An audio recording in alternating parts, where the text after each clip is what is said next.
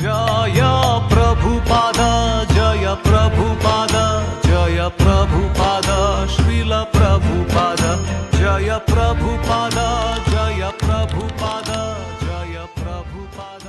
ഇത് ഹരിശൗരി പ്രഭുവിൻ്റെ ബുക്കിൽ വായിച്ചാണ്, back to Vrindavan എന്ന് പറഞ്ഞ ബുക്കിൽ. അതിൽ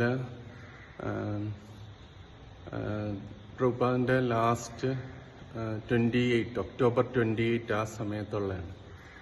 ആ സമയത്ത് പ്രഭുപാദിനെ കാണാനായിട്ട് ഡിവോട്ടീസൊക്കെ വരുമായിരുന്നു.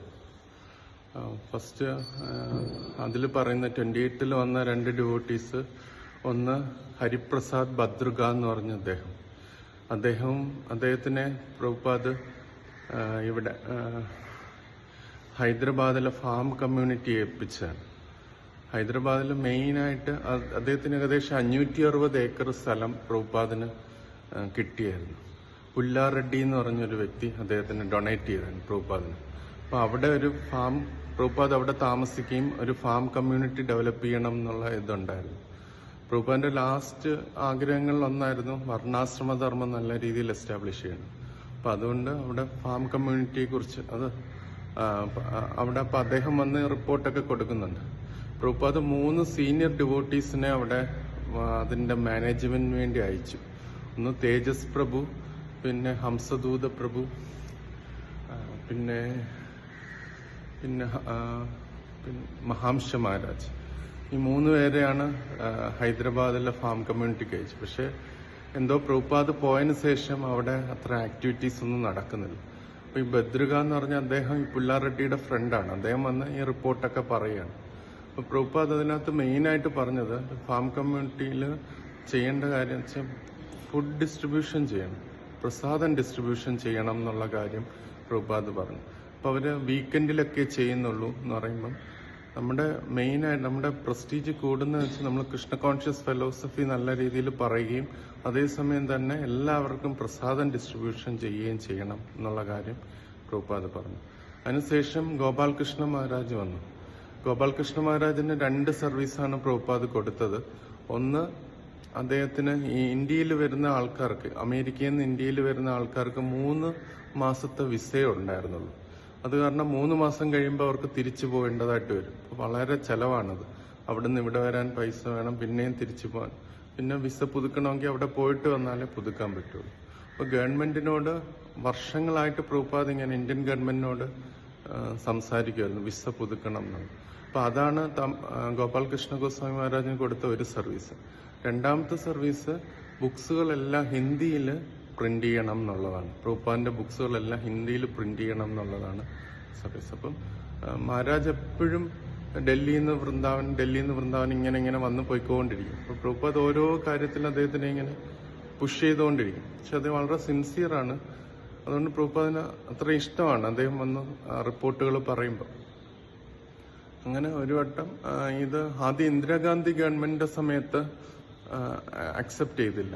കാരണം അവിടെ ആ സമയത്ത് കമ്മ്യൂണിസ്റ്റുകൾ ഒരുപാട് എതിർപ്പുണ്ടാക്കി. കാരണം ഈ വിദേശത്തുനിന്ന് വരുന്ന ഈ ഡിവോട്ടീസ് അമേരിക്കൻ ചാരന്മാരാണ് എന്നൊക്കെ പറഞ്ഞാണ് കമ്മ്യൂണിസ്റ്റുകാരെ എതിർപ്പുണ്ടാക്കിയത്.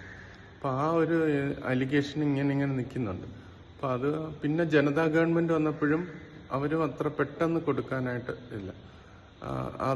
അവർക്കും താല്പര്യമുണ്ട്, പക്ഷേ കമ്മ്യൂണിസ്റ്റ് ആൾക്കാർ കുറച്ചിങ്ങനെ ഇത് കൊടുക്കരുത് എന്ന് പറഞ്ഞു. അപ്പം പ്രഭുപാദ് ആ സമയത്ത് ഇത് കേട്ടപ്പം ഒരു ഇത് പറഞ്ഞു, യസ്യാത്മബുദ്ധി കുനബേ ധൃതാതുകേ എന്ന് പറഞ്ഞ ആ ശ്ലോകം. അതായത്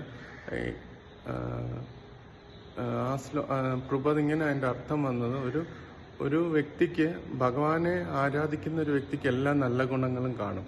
പക്ഷെ ഭഗവാനെ ആരാധിക്കാത്ത വ്യക്തികൾ എത്ര ഭൗതികമായ ഗുണങ്ങളുണ്ടെങ്കിലും അത് നല്ലതായിരിക്കണം എന്നില്ല, അൾട്ടിമേറ്റ്ലി നല്ലതായിരിക്കണം എന്നില്ല എന്ന് പറഞ്ഞു. അപ്പം പ്രഭുപാദ് പറഞ്ഞു, ഓൺലി എൻവിയസ് പേഴ്സൺ, അസൂയുള്ളവർക്ക് മാത്രമേ ഈ ഭക്തന്മാരെ ഇഷ്ടപ്പെടാതെ ഇരിക്കത്തുള്ളൂ, ബാക്കി എല്ലാവർക്കും ഇഷ്ടപ്പെടും എന്നുള്ള കാര്യം പറഞ്ഞു. എന്നിട്ട് പ്രഭുപാദ് അത്രയും പറഞ്ഞിട്ടും പ്രഭുപാദ് പിന്നെ അപ്പം ഗോപാൽകൃഷ്ണ ഗോസ്വാമി മഹാരാജ് പറഞ്ഞു, ഒരു എഗ്രിമെന്റിൽ എത്തിയിട്ടുണ്ട്. അതായത് ഇസ്കോൺ ഡിവോട്ടീസിന് 3 years extension, visa extension, 3 months എന്നുള്ള 3 years എന്നാക്കി. പക്ഷെ അത് ഡയറക്റ്റ് ആ വിസ പോളിസിയിലല്ല, ഗവൺമെന്റ് തന്നെ ഒരു ലെറ്റർ കൊടുക്കും, എല്ലാ കോൺസുലേറ്റിലേക്കും കൊടുക്കും, 3 years എക്സ്റ്റെൻഡ് ചെയ്യണം എന്ന് പറഞ്ഞു. പക്ഷെ പ്രഭുപാദിന്റെ സൂക്ഷ്മത അത്രയും ഉണ്ടെന്ന് നമുക്ക് അതിൽ നിന്ന് മനസ്സിലാക്കാൻ പറ്റും.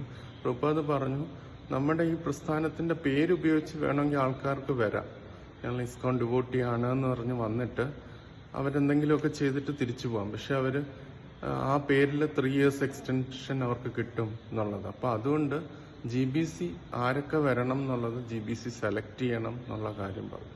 പ്രഭുപാദ് ഏകദേശം ഏറ്റവും അവസാനത്തെ ഘട്ടമാണെങ്കിൽ പോലും തന്റെ പ്രസ്ഥാനത്തിന്റെ പേര് ദുരുപയോഗം ചെയ്യാനായിട്ട് പാടില്ല എന്നുള്ള കാര്യത്തിൽ പ്രഭുപാദിന് കർശനമായിട്ടുള്ള ഒരു ഇതുണ്ടായിരുന്നു. അത്രയും ശ്രദ്ധാലുവാണ് പ്രഭുപാദ്. ഇത്രയും ചെറിയ ചെറിയ കാര്യങ്ങളിൽ പോലും അദ്ദേഹത്തിന് സംസാരിക്കാൻ കൂടി പറ്റില്ല എന്നുണ്ടെങ്കിൽ പോലും അത്ര ഷാർപ്പായിരുന്നു പ്രഭുപാദ് എന്ന് നമുക്ക് അതിൽ നിന്ന് മനസ്സിലാക്കാനായിട്ട് പറ്റും.